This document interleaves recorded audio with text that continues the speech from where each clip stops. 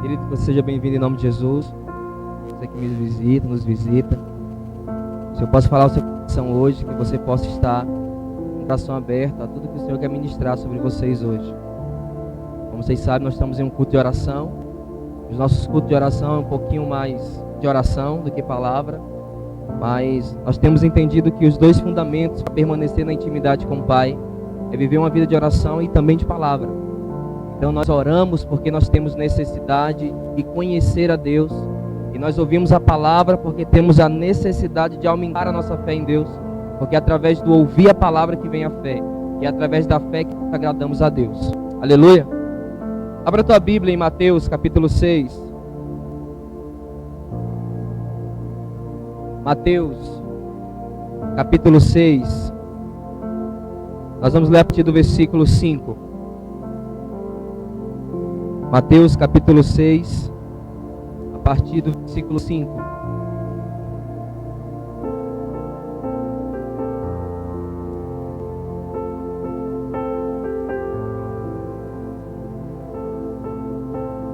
Amém? Diz assim a palavra do Senhor. E quando orardes, não sejais como os hipócritas, pois apreciam orar em pé nas sinagogas e nas esquinas das ruas, para serem admirados pelos outros. Com toda certeza vos afirmo que eles já receberam o seu galardão. Tu, porém, quando orares, vai para teu quarto, e após ter fechado a porta, orará teu pai que está em secreto, e teu pai que vem em secreto te recompensará plenamente. Amém? Queridos, uma das primeiras coisas que Jesus, quando ele começa a falar sobre oração, e depois daí ele vai falar que não pode haver vãs repetições, porque Deus já sabe a necessidade que você tem e pelo qual motivo você está orando. Depois ele vai ensinar um modelo de oração, a oração do Pai Nosso. Mas Jesus, ele começa, querido, como sempre, confrontando o que para mim era o pecado mais confrontado por Cristo. Nós vemos Cristo falar algumas vezes sobre adultério. Nós vimos Cristo falar algumas vezes sobre imoralidade sexual. Nós vemos Cristo falar algumas vezes sobre mentira. Mas nós vemos Cristo falar todo momento sobre hipocrisia. E ele começa dizendo, olha, não sejam hipócritas como são os fariseus. Porque eles gostam de se colocar na sinagoga numa posição que eles estão sendo vistos por estarem orando. A primeira coisa que eu quero dizer para você hoje é que a oração, ela é uma fonte de conhecimento de você e Deus. A oração é uma fonte de revelação e não de exposição. Nós temos que entender que todas as vezes que nós chegamos diante de Deus, através da oração, nós estamos dizendo para Ele, Pai, eu preciso do Senhor. E se eu estou aqui é porque a necessidade que eu tenho hoje é de ouvir a Tua voz. Entenda que a oração, ela vai aplicar em mim intimidade. Eu não posso orar para me autopromover. A palavra está dizendo que os fariseus gostavam disso. Eles se colocavam em pé para que outras pessoas vissem eles orando. Jesus, ele repreende, ele traz para nós um conceito, e o Senhor sempre traz algumas parábolas, e eu particularmente acredito que quando ele fala de entrar no quarto, ele não está dizendo que você não pode orar na sala, ele não está dizendo que você não pode orar na cozinha, ele está querendo usar uma figura de linguagem que eu quero que você entenda hoje, e quando ele fala, você precisa ir para o secreto, nós temos que entender que muito mais importante do que as pessoas me veem, eu preciso que ele me enxergue. E nós só fazemos isso através da oração. Quando a minha oração tem a única intenção de chamar a atenção ou de me promover, é um sinal que isso é errado.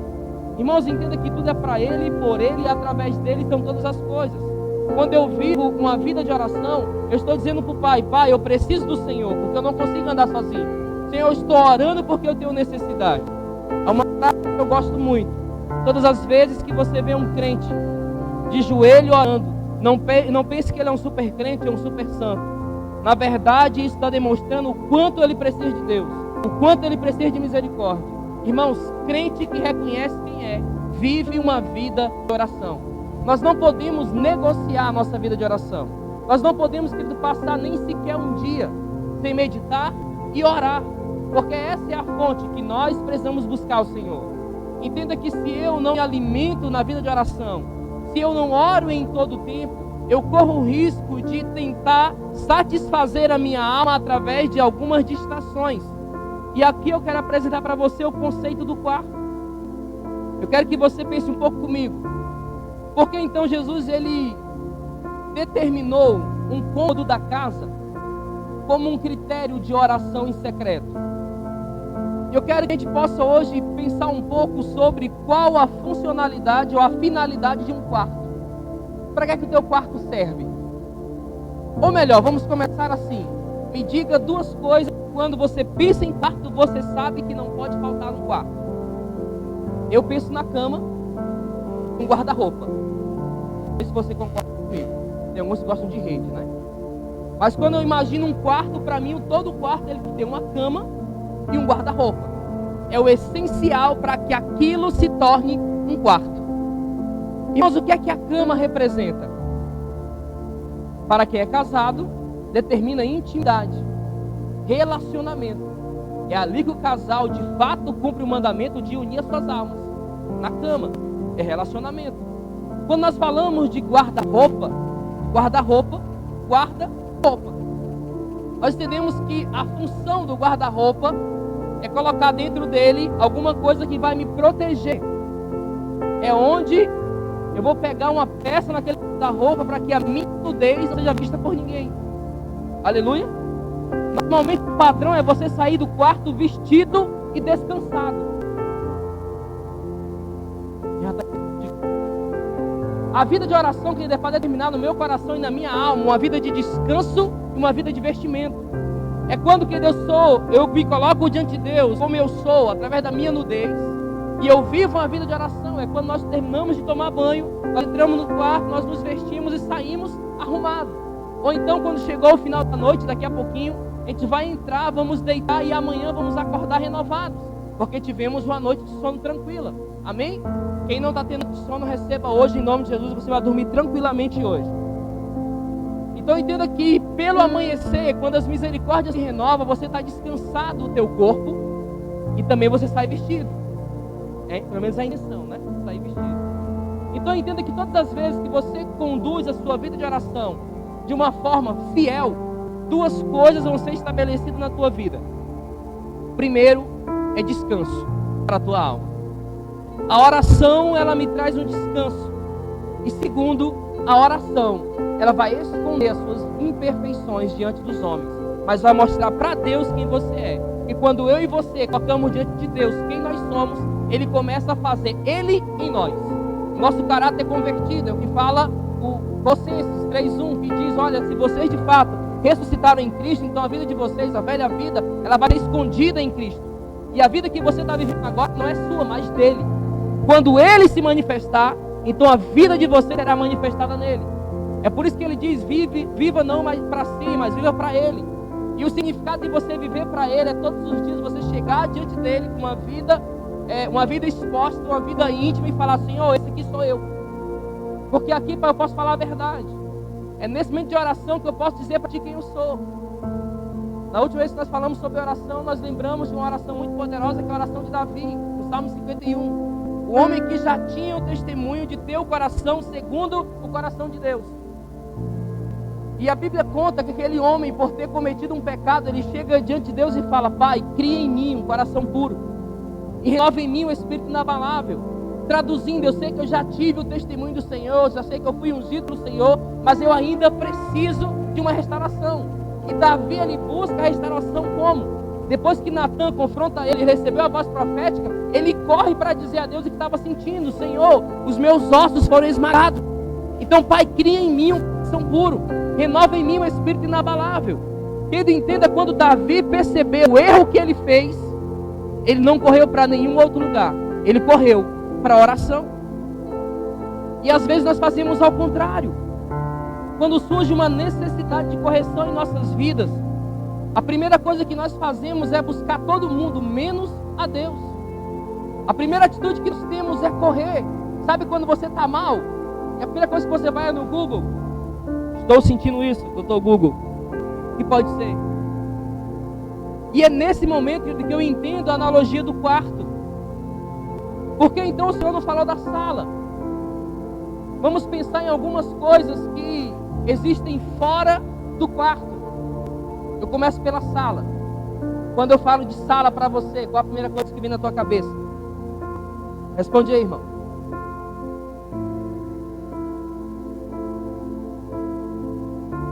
E ninguém tem televisão em casa, né? A primeira coisa que tem é televisão. A segunda é sofá. Irmão, já percebeu? Não é todos, né? Já percebeu que o sofá, ele não aplica descanso, mas aplica preguiça? Já percebeu que quando a gente quer descansar, a gente vai para a cama? Mas quando a gente quer ficar um tempo de preguiça, a gente vai para o sofá? No meu caso, a louça. Espera, meu irmão. Estou no meu sofá, no meu momento de intimidade com a preguiça. Entenda duas coisas, só vou usar esses dois objetos. O sofá pode ser para a tua vida uma distração, porque ela traz uma falsa sensação de descanso. Só que não é descanso, é um pretexto. Irmão, estou usando uma analogia, tá? Não vai pensar que agora você não pode deitar no sofá, não é isso que eu estou dizendo. Eu estou dizendo que o que foi feito, foi criado para você descansar e dormir, é a cama, não é o sofá. Embora você pode conseguir dormir no sofá. Às vezes nós procuramos alternativas e saídas que não é a vida de oração, que podem aplicar para mim naquele momento até um certo descanso, mas nunca vai aplicar um certo conforto. Porque o que foi estruturado de forma anatômica para me fazer sentir bem é o colchão. Não sei se você sabe, o sofá ele foi feito para sentar e não para deitar. Pelo menos alguns antigamente, né? Eu já tenho aquele sofá-cama. Mas entenda que a origem do meu descanso ele tem que ser dentro do quarto, numa cama. Quantos de nós temos procurado infinidade de coisas para achar um descanso, sendo que na verdade o meu descanso está na cama? Vou falar de televisão. Sabe quando você está cansado, é a única coisa que você quer? Não sei você. Eu particularmente gosto um pouco de futebol. Estou querendo voltar a gostar de assistir para ver se pratico. Acho que vocês podem ver que eu estou precisando praticar um futebol. Quando voltar, irmãos, a primeira coisa que eu vou fazer é jogar uma bola. E eu fico assistindo, tem um timezinho chamado Flamengo aí. Eu sou corintiano. Eu fico assistindo todo dia coisa do Flamengo. E eu gosto de ver. Só que quando eu estou assistindo algo do esporte, não estou dizendo que a televisão é errada. Mas quando eu estou assistindo, eu começo a perceber, irmãos, que quando eu me espanto, eu estou ali, eu acordo cedo, faço devocional, aí eu começo a assistir. Eu não assisto televisão, programa, Globo, Record, eu só sou fã da internet, só pro YouTube. Lá em casa nem esse programa tem mesmo, graças a Deus. Então assim, mas a única que eu absorvo muito é a questão de internet, gosto de ver ministrações, gosto de ver sobre esporte. E esses dias mesmo, vendo a chegada do novo técnico do Flamengo, eu comecei a assistir e quando eu me espantei, tinham passado 4 horas. E eu me peguei pensando, Senhor, às vezes a gente faz uma luta para passar 4 horas orando. Às vezes a oração ela vem um peso tão grande. Irmão, sabe quando você vai trabalhar e você teve uma noite muito mal de sono? E quando você chega no emprego, você está lá. O seu rendimento não é o mesmo se você tivesse tido uma noite de descanso. Então entenda, quando você agora começa a buscar outro atrativo que não é a vida de oração, você pode até ter sensações de descanso, mas nunca é o descanso primordial que Jesus ensinou para mim e para você. Então entenda que o refúgio nunca vai ser um sofá, o refúgio nunca vai ser a TV. Outra coisa que chama a atenção de muitos, a cozinha. E quando nós pensamos em cozinha, nós pensamos em geladeira e fogão. É uma coisa que é uma necessidade. E às vezes, irmão, já percebeu que nós pecamos muito pela boca, não só pela forma errada de se alimentar, mas quando nós não entendemos que a primeira... Irmãos, eu tenho aprendido uma coisa. Vou abrir um parênteses aqui. Já percebeu que boa parte das tentações começam com a comida? Quando Jesus estava no deserto, qual foi a primeira tentação que o diabo fez? Não está com fome? Transforma a pedra em pão. Eva, passeando no jardim, o que foi que o diabo usou? Fome. O povo de Israel, quando saiu do Egito, que começaram a ter fome, eu prefiro voltar para o exército, porque lá pelo menos tinha comida. Já percebeu isso, irmão? Ou foi só eu? Pensa que eu estou buscando muito isso? Então perceba, querido, que às vezes eu tenho uma necessidade, e essa necessidade faz com que eu busque uma alimentação, isso é certo. Só que entenda que essa alimentação pode até me saciar, mas mesmo assim, a minha fonte vindoura de estar saciado, continua sendo o quarto. Tá, pastor, já entendi. É que você quer chegar ao ponto. Irmãos, o ponto é esse. Nós aprendemos a buscar muitas alternativas para nos sentir bem, sendo que na verdade a principal delas é a oração. E nós não percebemos, irmãos, que o próprio diabo, ele se empolga e se empenha para criar meios pelo qual eu e você estejamos saciados, para que nós não venhamos sentir falta da oração e nem muito menos da palavra. Nós vemos uma geração que é muito fácil ter acesso a conteúdos cristãos. Por exemplo, tem muitas ministrações. E por muitas vezes eu me pego buscando apenas o que Deus revelou para certos homens, do que eu mesmo buscar a revelação de Deus na palavra dele. Eu começo agora, que até uma coisa que aparentemente é certa, a trocar o que é primordial. Eu não posso negociar minha vida de oração. Entenda, Salmo 5 diz assim: Senhor, eu te apresento a minha oração pela manhã e passo o dia aguardando. E muitos de nós já acordamos, irmãos, com o dedinho para deslizar na tela do celular. Irmãos, como você começa o seu dia determina como ele vai ser. Você ouviu isso? Como você inicia o seu dia vai determinar como ele vai ser. E muitos de nós chegamos no final da noite cansados, fadigados. Mas como é que você iniciou o seu dia lá atrás? Quantos de nós a primeira atitude não é nem agradecer porque acordou vivo? Se bem que é muito difícil acordar morto. Nós nem agradecemos. Já pegamos um celular, porque hoje é um vilão. É bênção, mas também é um vilão. Aí começamos. Irmãos, passamos o dia. Eu aprendi a ver nas configurações quantos minutos diário a gente passa no aplicativo. Tem hora que eu me espanto. Esse dia eu tive que pegar, eu falei, vai para lá, Satanás. Tem condição de ter passado 18 horas hoje nesse aplicativo, não. E acontece. Porque, querido, vai passando as horas e você nem percebe.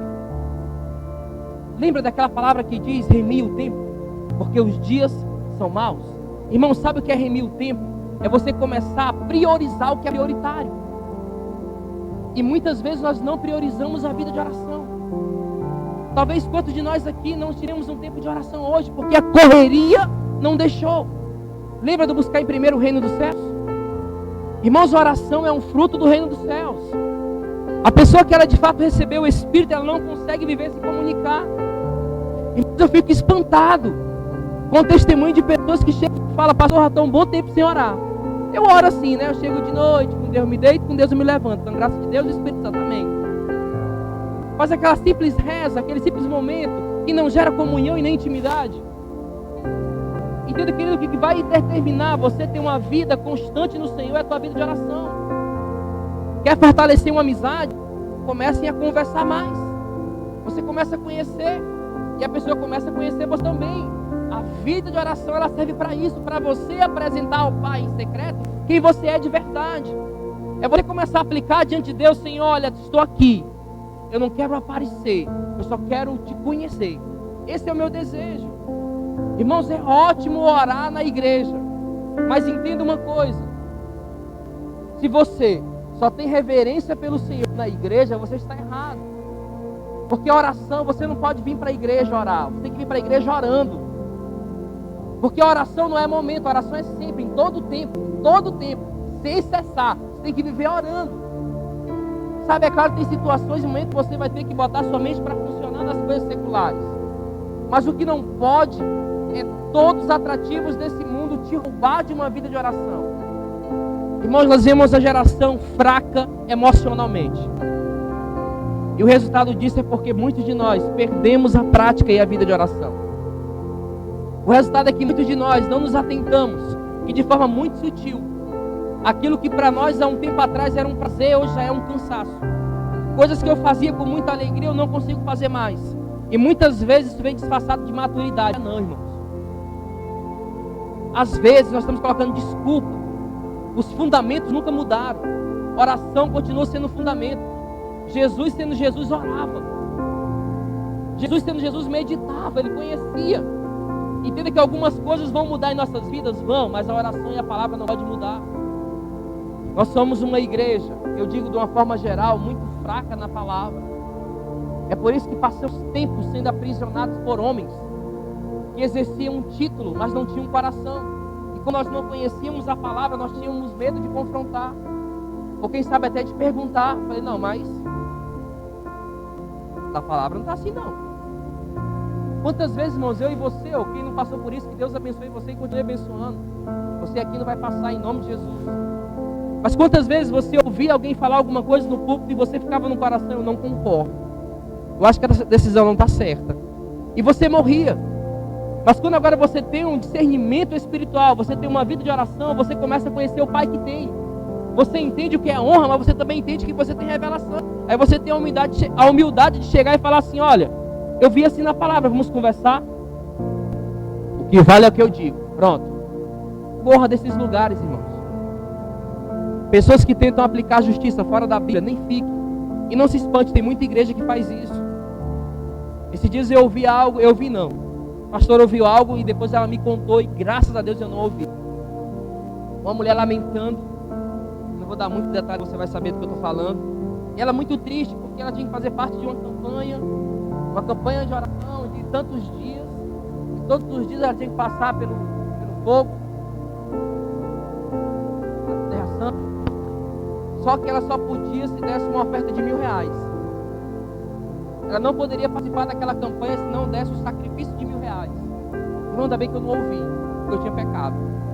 Eu falei, minha irmã, corre. Sai desses lugares. Sai desses lugares. Porque, querido, coisa que eu tenho entendido muito no Senhor é que Deus ele tem levantado uma geração que tem tido o entendimento do que a palavra está falando. O Senhor tem levantado homens de Deus que têm ensinado a uma geração a verdadeiramente comer os pastos e não se permitir ser colocado cerca para que possa impedir a sua liberdade no Senhor.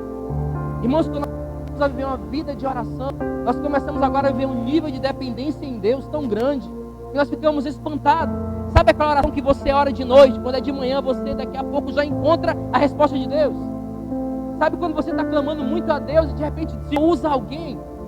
Irmão, isso é fantástico. É quando você está com sentimento, não sei se você já passou por isso. Quando nós estamos tão mal, abatida, a alma abatida. E nós, Senhor, hoje eu não estou bem, hoje eu estou fraco, hoje eu não quero ir para a igreja, eu não quero fazer nada. Aí de repente vem sobre você aquela paz que só Ele pode dar. A paz que excede todo entendimento. Sabe quando você correu para um filme, você correu para uma série, você correu para um jogo, você correu para a amizade, mas termina o dia, você viveu uma distração, mas não teve uma revelação de nada. A tua vida continua do mesmo jeito. Sabe quando você dorme para acordar e acorda para dormir, porque você perdeu o prazer nas coisas. Agora você começa a desenvolver um relacionamento com Deus, que até uma borboleta chama a tua atenção.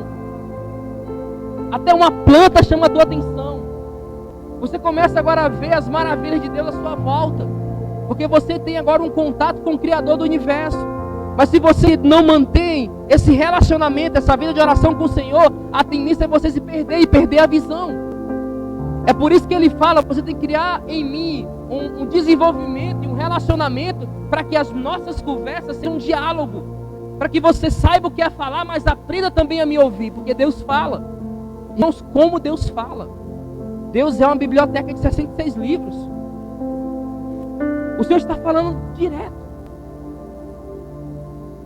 Sabe quando você começa a perceber que o Senhor, o nosso Pai, nosso Deus, Ele é o principal interessado em te ver bem. O Senhor Ele é o principal interessado em te fazer de fato feliz nele. Em fazer você entender que, olha, lança sobre mim toda ansiedade, lança sobre mim toda preocupação. Olha, vem os pássaros, olha para os pássaros. Quem é que alimenta os pássaros? Ei, olhe para os lírios do campo. Nem Salomão na sua grandeza conseguiu se vestir dessa forma. Será se o nosso Pai, que é Deus, vocês que são maus, sabem ser bons para os seus filhos? Imagine Deus. Irmãos, mas por que muitos de nós chegamos a um determinado momento e começamos a questionar a bondade de Deus? Será se Deus é bom mesmo? Irmão, das frases que eu pouco falo, porque eu já sei que é verdade. Eu não mereço. E eu sei que eu não mereço. E essa é a graça de Jesus, em ter morrido por um povo que não merecia. Quando nós entendemos a graça, nós somos constrangidos, não mais pela cobrança, mas pelo amor. Quando entendemos quem Jesus é, eu deixo de fazer tudo aquilo que me afasta dele, não porque alguém está me cobrando, mas porque eu entendi o amor dele. Sabe, hoje eu vendo um vídeo que até inspirou a reflexão de hoje, da palavra de fé. Irmãos, é quando o homem chega apenas para olhar a crucificação de Jesus e de repente ele recebe a missão de carregar a cruz de Cristo. Irmãos, imagina a honra desse homem. Ele entrou no sofrimento de Cristo e ficou feliz. É quando Paulo fala, olha, não me importa se a minha vida está sendo desgastada, porque eu sei o resultado, porque isso tudo para mim está produzindo uma coroa de glória. Eu posso até estar chorando hoje, mas vai chegar um momento que ele vai enxugar dos meus olhos todas as lágrimas. Irmão, uma das coisas assim que eu fico muito feliz, ontem tem um amigo meu que é pastor em Sebastião Leal. Ele mandou uma mensagem na sexta-feira à noite. Disse, meu amigo, eu quero passar o dia com você. Irmãos, eu queria aquela expectativa, irmão, vamos fazer o quê? Vamos fazer a melhor comida, vamos receber ele bem. Passamos o dia junto. Sabe quando você cria uma expectativa de algo que você estava querendo? Isso é Deus. Você já conhece tanto Deus, que os seus desejos é o desejo do Pai, porque o seu coração com Ele fez um, porque você é pai, você é filho e Ele é pai. Tem aquela conexão. Irmãos, eu tenho certeza que quem é pai aqui sabe, quem é mãe sabe como agradar o filho. Amém ou não, amém, mães? Você sabe, às vezes você prende um pouquinho para que o menino possa aprender, porque isso é bom, né? Não pode dar muita corda. Mas quando você sabe, olha, eu vou comprar isso aqui para alegrar o coraçãozinho dela. Vou comprar isso aqui para alegrar o coração da Sara. Ou era o que eu estava querendo. Os pais conhecem, irmãos, Deus conhece. Querido, tira da tua cabeça essa mania de achar que o Senhor é um coronel que está com uma espada desse tamanho, pronto a te destruir. Não é assim que funciona. Vai chegar esse momento, viu? Não se preocupe não. Mas por enquanto ele é advogado, ele não é juiz. Aproveita esse tempo para você conhecer quem era Deus. E você só conhece através da vida de oração. Você só conhece quem é o Pai, conversando com Ele, desenvolvendo um relacionamento com Ele. Irmãos, é quando você entende que não existe nenhuma outra alegria ou felicidade a não ser na presença dEle. Vamos largar a televisão. Figura de linguagem. Vamos largar o sofá. Vamos parar de ser viciado no fogão, na geladeira. E vamos começar a entrar no quarto, deitar na cama. Senhor, cheguei. Durante muito tempo nós ouvimos um testemunho da irmã do pastor Roberto. Diz que todo dia pela manhã ela pegava uma cadeira e colocava no quarto, a dele e a dela, e sentava. Bora conversar? E ficava ali, irmão, orando. Irmãos, quantos, não precisa me responder, mas quantos aqui tem vivido aquela vida de oração longe? Sabe o que é aquela vida de oração longe? É quando você ora, mas você não está nem ouvindo mesmo. Deus está preocupado com tanta coisa, vai olhar logo para mim. Vai, irmão. Você não é o centro do universo. Saiba disso. Mas você é fruto do propósito de Deus. Isso já importa. Entenda, querido, que Deus ele não criou um propósito para o homem. Ele criou o homem por propósito. Então Deus vai fazer tudo para que o homem visse propósito. E quando a gente se acha nisso, é quando a gente está sendo confrontado a beber sangue, a comer a carne dele. Aí o povo vai tudo embora, porque ninguém ia sacrificar. E chega Pedro. A gente vai para onde? Não, Senhor, a gente já percebeu. A nossa relação já nos fez perceber que só tem um caminho. E não importa se a porta é estreita, eu vou entrar. Porque é o caminho, você é o único caminho. Eu não tenho outra opção. É só o Senhor. Só que quando nós não desenvolvemos esse relacionamento na vida de oração, nós começamos a pegar algumas ramificações que não são de Deus. Nós começamos a buscar tudo que é fora, sendo que a revelação principal está dentro de mim e de você, que é o Espírito. Aleluia. Abra a tua Bíblia em Atos para a gente finalizar. Atos capítulo 2, versículo 28.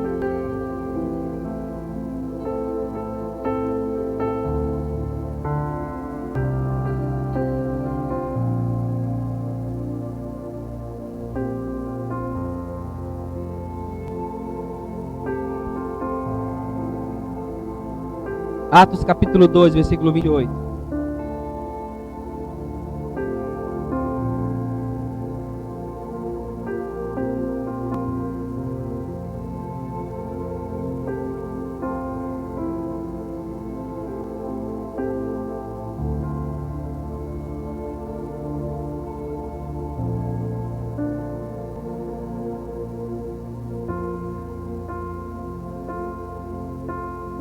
Amém?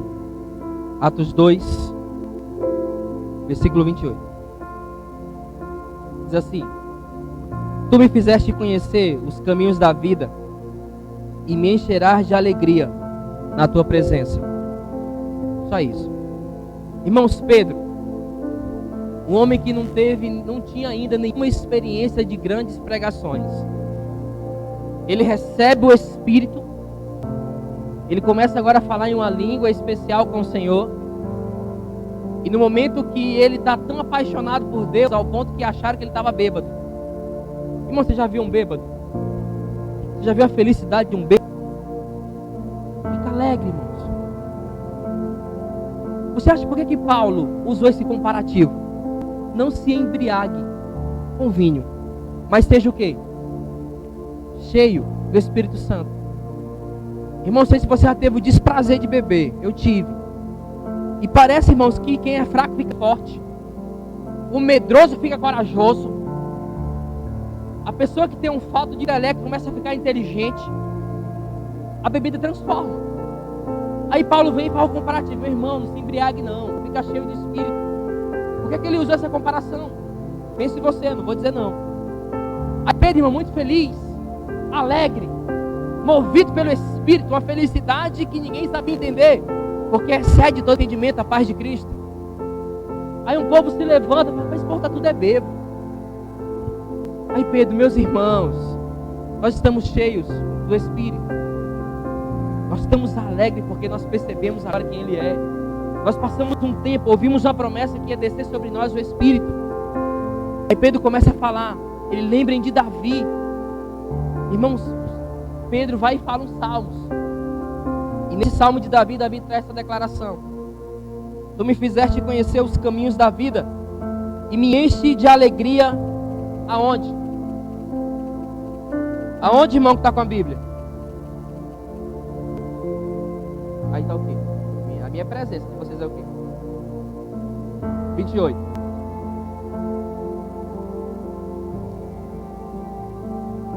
Tu fizeste conhecer o caminho da vida e me encheste de alegria na tua presença. Ou júbilo na tua vontade, algumas tradições, júbilo na tua presença. Amém? Está acima de vocês?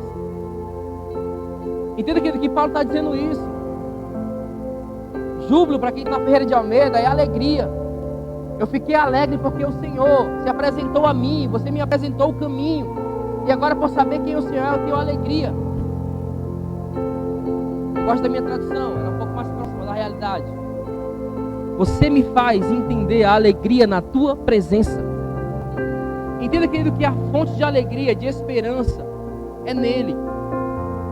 Que nós viemos parar, querido, de correr para a sala, tentando satisfazer uma vontade ou um desejo que só satisfaz no quarto. Nós precisamos parar de correr para a cozinha, porque a gente vai até encher o nosso físico, mas a nossa alma vai permanecer seca. Vai para o quarto, irmãos. Corre para a cama. Sabe? Chegue na cama, descanse nele. Figura de linguagem. Descanse no Senhor. Descubra esse descanso em Deus, que é a vida de oração. Sabe quando você se sente incapaz? Aí você bota aquela roupa que você faz mulheres, porque homem acho que não tem isso. Você bota aquela roupa que você se sente bem.